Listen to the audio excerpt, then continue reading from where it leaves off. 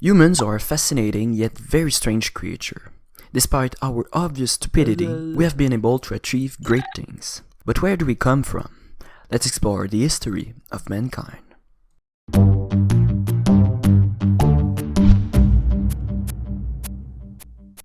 To put it simply, history is the study of mankind's evolution through time, from its origins to today.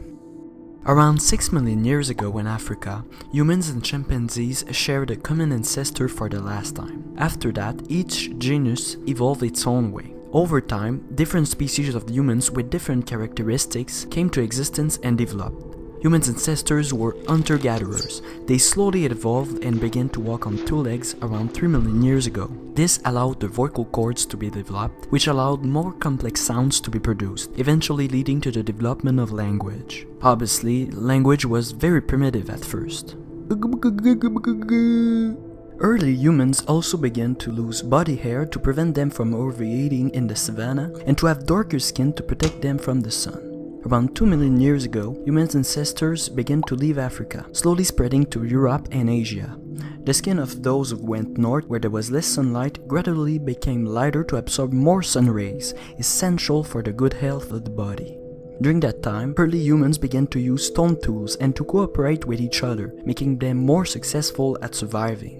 This was the beginning of what historians call the Stone Age. Then, the discovery of fire, believed to be around 1 million years ago, had many advantages, amongst them the cooking of food, which made meals more nutritious and contributed to the development of the human brain. Knowledge began to be shared and passed down to younger generations by oral tradition. Culture also began to develop, serving the function of strengthening bonds between members of a community. Around 200,000 years ago, the species Homo sapiens, aka us, came to existence. Meanwhile, other human species gradually went extinct, although we don't really know why. However, only we remain around 40,000 years ago.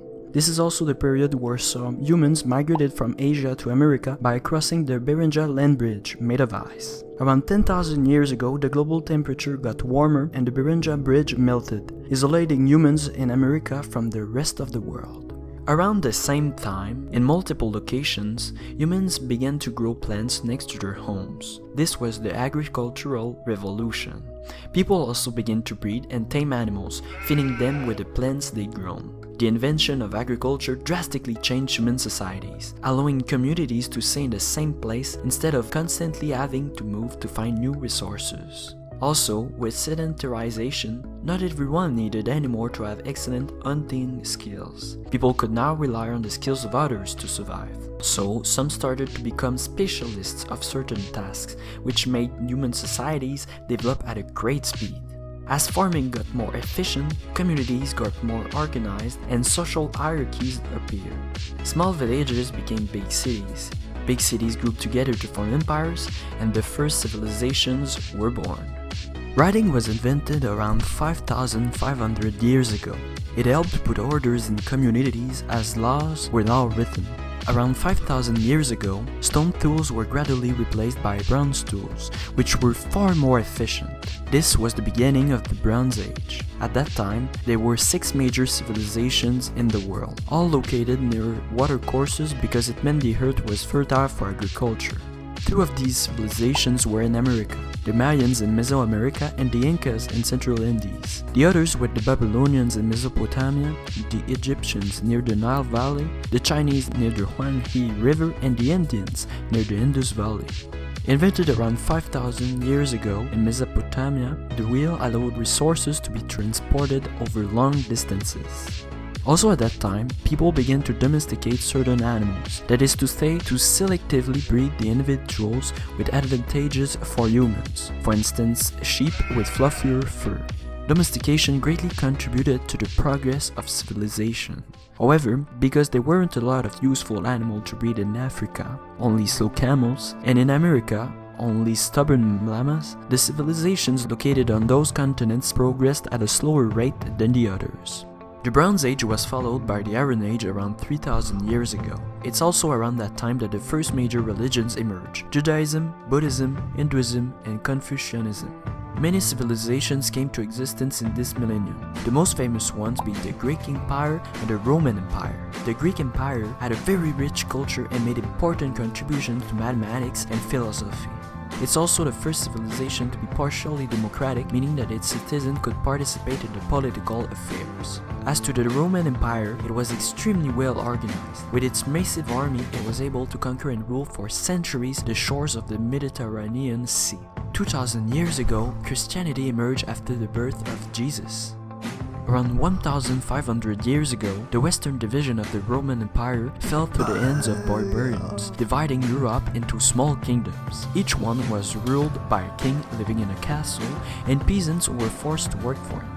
This was the medieval age. As kingdoms didn't interact that much with each other, ideas stopped being shared and progress slowed down. Islam was founded around 1,400 years ago. During that time, the Catholic Church became extremely powerful, ruling the lives of all Christians. Around 1,000 to 700 years ago, it even tried on multiple occasions to extend its influence on the world with crusades in the Islamic Middle East. Around 700 years ago, exchange between cities greatly increased. Money and banks were created. All this economic activity in towns led to a major increase of the urban population. Cities quickly became overpopulated, which created perfect conditions for diseases to spread. It is believed that the Black Plague, which occurred around 650 years ago, killed millions of people, more than one-third of Europe's population at the time. The increase in commercial exchanges considerably accelerated progress and development. Beginning around 600 years ago in Italy, a cultural movement led by humanists sought to rediscover the scientific and artistic knowledge of the antiquity. This was the Renaissance. At the same time, some people began to question the church's dogmas, funding Protestantism.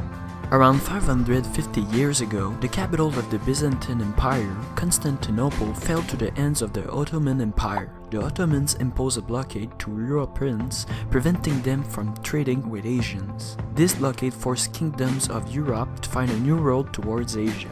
Spain, Portugal, France, England, and the Netherlands were the main kingdoms in competition. Their plan was to get around the African continent by ships to then reach Asia. However, some expeditions ended up in a totally different continent. The first expedition to reach America was the one led by Christopher Columbus.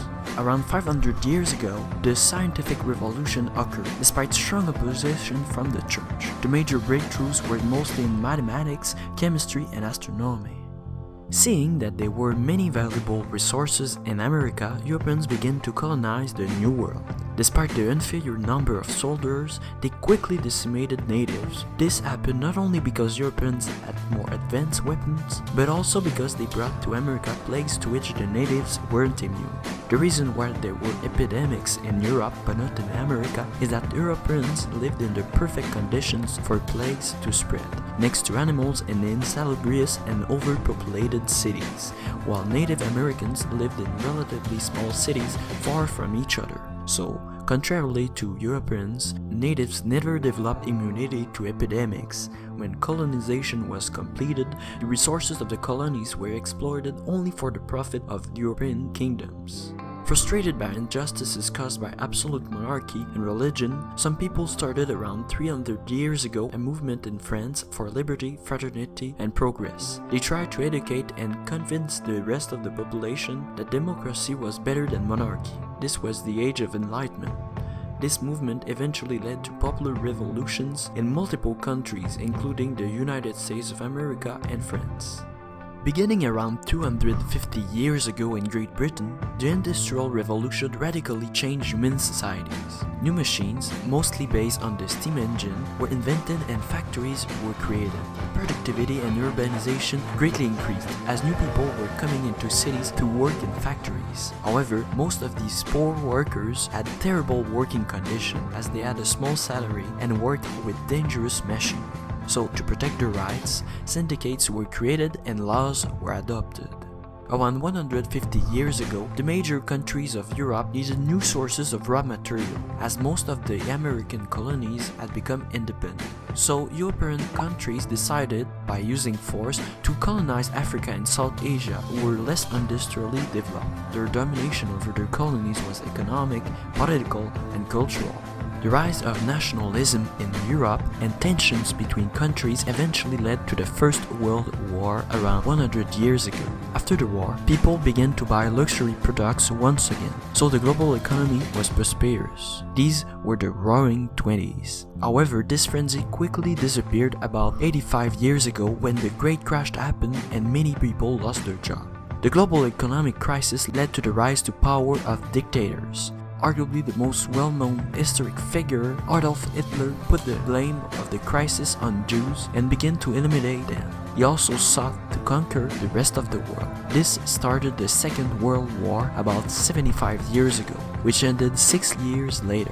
After the war, the countries of the world gathered together and decided to create international organizations to prevent another world war from happening and to ensure global peace. The United Nations was certainly the most important organization created during that time. During the following decades, two economic superpowers with completely different political views battled each other for the control of the world. The United States of America believed in capitalism and thought that the economy should be controlled by private owners, while the Soviet Union believed in communism and thought that the economy should be controlled by the state. This was the Cold War, and it took many forms: the space race, the nuclear race, the Korean War, the Vietnam War, you name it. During that time, decolonization of Africa and Asia occurred, creating the Third World. The Cold War officially ended 25 years ago, when the Soviet Union was dissolved. Around the same time, personal computers became widely available, allowing people to have access to the internet. This greatly increased global communications, which contributed to create an international community. And here we are, after 6 million years of evolution. The quality of life of humans has never been better. We still face many obstacles, but by learning from the past, we will find a way to solve these issues. Or maybe not. One way or another, history will be made.